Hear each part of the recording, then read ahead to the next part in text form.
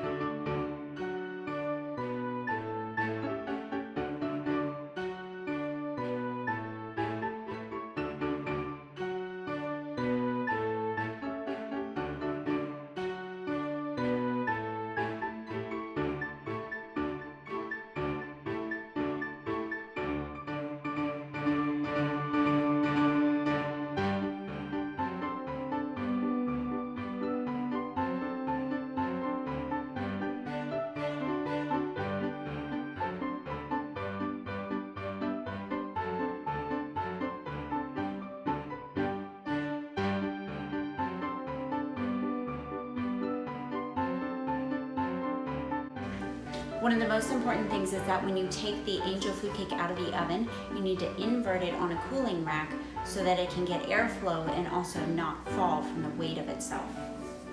We're gonna let it cool and we'll check it out in a minute. So this is it. Let's check out and see if our angel food cake fell or is fluffy.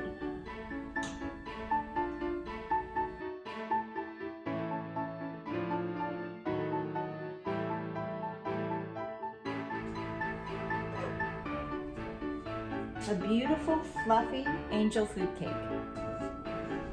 Tastes good too.